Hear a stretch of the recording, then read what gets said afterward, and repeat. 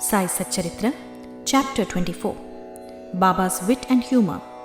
Chanak Leela, Hemant Pant, Sudama, Anna Chinchanikar versus Mafsibai. Preliminary.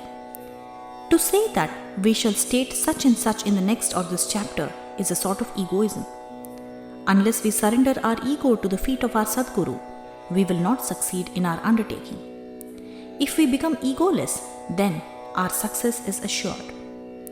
By worshipping Sai Baba, we attain both the objects, worldly and spiritual, and are fixed in our true nature and get peace and happiness. Therefore, those who want to gain their welfare should respectfully hear Sai Baba's Leelas or stories and meditate on them.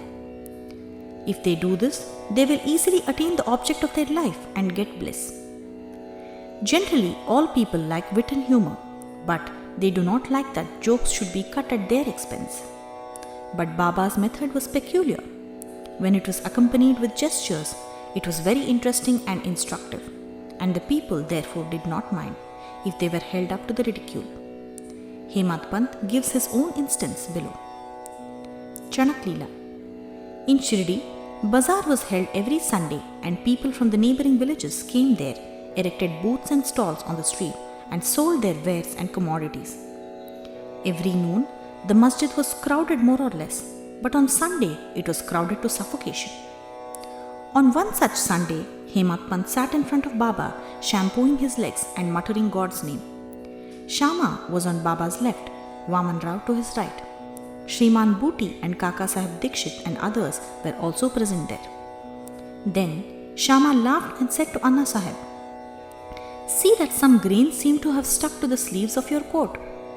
So saying, he touched the sleeve and found that there were some grains. Hemant Pant straightened his left forearm to see what the matter was, when, to the surprise of all, some grains of gram came rolling down and were picked up by the people who were sitting there.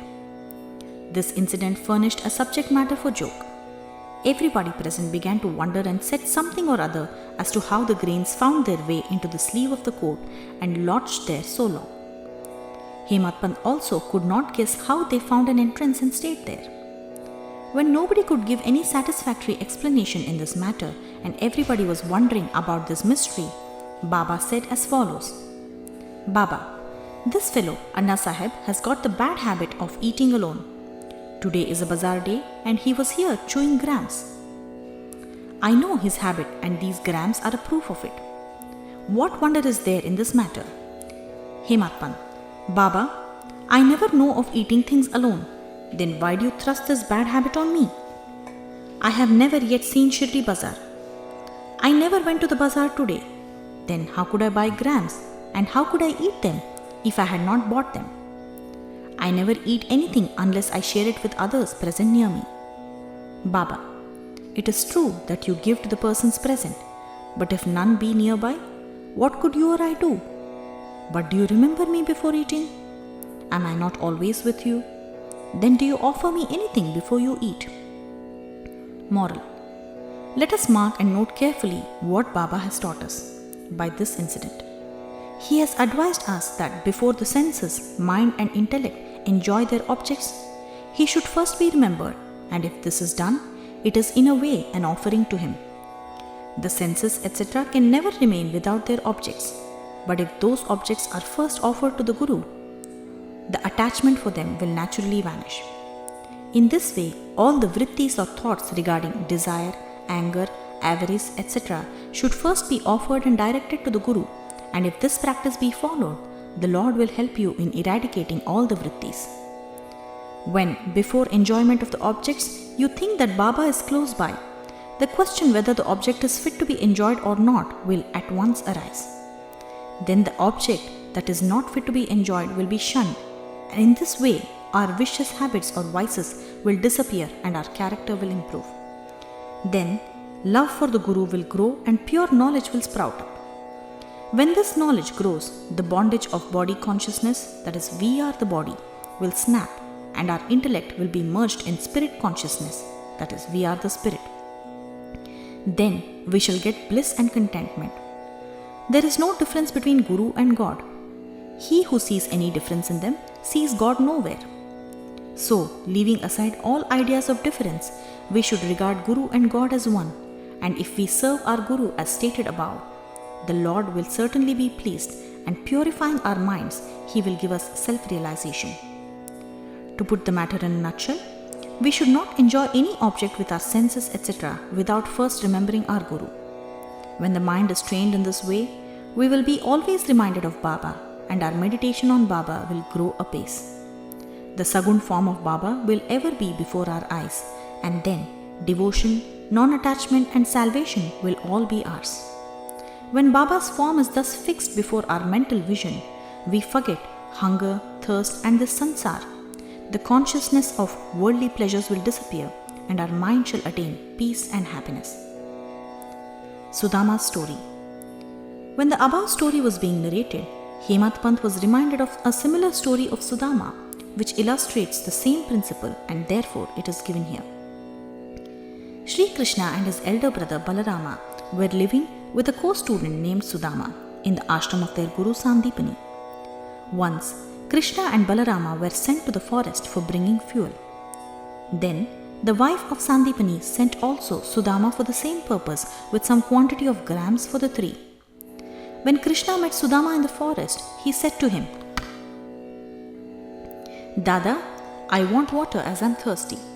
Sudama replied, "No water should be drunk on an empty stomach, so it is better to rest a while."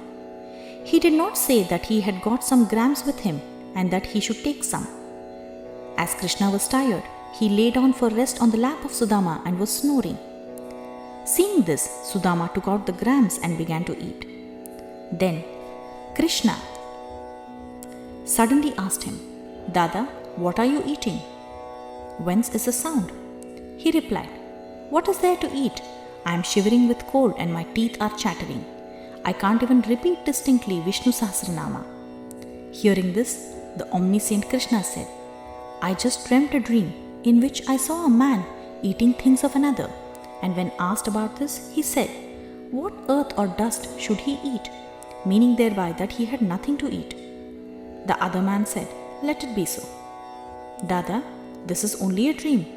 I know that you won't eat anything without me. Under the influence of the dream, I asked you what you were eating." If Sudama had known a bit of the omniscient Sri Krishna and his Leelas, he would not have acted as he did. Therefore, he had to suffer for what he did. Though he was a chum of Sri Krishna, he had to pass his later life in utter poverty.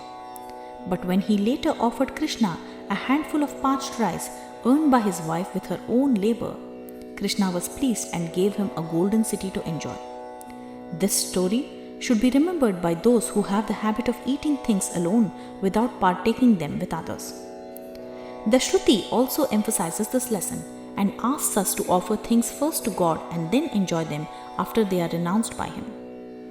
Baba also has taught us the same lesson in his inimitable and humorous way. Anna Chinchanikar versus Mausi Bai. Hemant Pant now describes another witty incident in which Baba played a peacemaker's part. There was one devotee by name Damodar Ghanashyama Babare alias Anna Chinchanikar. He was simple, rough and straightforward. He cared for nobody, always spoke plainly and carried all dealings in cash. Though he looked outwardly harsh and uncompromising, he was good-natured and guileless. So Sai Baba loved him. One day, like others serving Baba in their own way, this Anna was one noon standing prone and was shampooing the left arm of Baba, which rested on the kathada or railing. On the right side, an old widow named Venubai Kaujalgi, whom Baba called mother and all others Mausi Bai, was serving Baba in her own way. This Mausi Bai was an elderly woman of pure heart. She clasped the fingers of both her hands round the trunk of Baba and was at this time kneading Baba's abdomen. She did this so forcibly that Baba's back and abdomen became flat and one, and Baba moved from side to side. Anna on the other side was steady, but Mausi Bai's face moved up and down with her strokes. Once it so happened that her face came very close to Anna's. Being of a witty disposition, she remarked, "Oh, this Anna is a bad fellow. He wants to kiss me." Even being so old with grey hair, he feels no shame in kissing me. These words enraged Anna and he pulled up his sleeves and said, You say that I am an old bad fellow? Am I quite a fool? It is you that have picked up a quarrel and are quarrelling with me. All the persons present there were enjoying this encounter between them. Baba, who loved them both equally and wanted to pacify them, managed the affair very skillfully. Lovingly, he said, Oh Anna, why are you unnecessarily raising this hue and cry? I do not understand what harm or impropriety is there when the mother is kissed.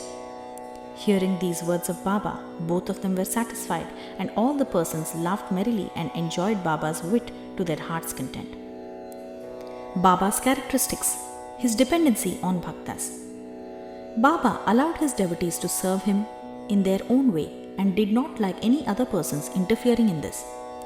To quote an instance, the same Mavsi Bai was on another occasion kneading Baba's abdomen. Seeing the fury and force used by her, all the other devotees felt nervous and anxious. They said, O mother, be more considerate and moderate, otherwise you will break Baba's arteries and nerves. At this, Baba got up at once from his seat, dashed his satka on the ground. He got enraged and his eyes became red like a live charcoal. None dared to stand before or face Baba. Then he took hold of one end of the satka with both hands and pressed it in the hollow of his abdomen. The other end he fixed to the post and began to press his abdomen against it. The satka, which was about 2 or 3 feet in length, seemed all to go into the abdomen, and the people feared that the abdomen would be ruptured in a short time. The post was fixed and immovable, and Baba began to go closer and closer to it and clasped the post firmly. Every moment the rupture was expected, and they were all dismayed, but did not know what to do and stood dumb with wonder and fear. Baba suffered this ordeal for the sake of his bhakta. The other devotees wanted only to give a hint to the Mavsi Bai to be moderate in her service and not cause any trouble or pain to Baba. This they did with good intention, but Baba did not like even this.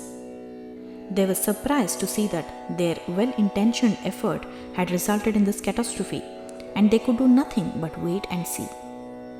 Fortunately, Baba's rage soon cooled down. He left the satka and resumed his seat.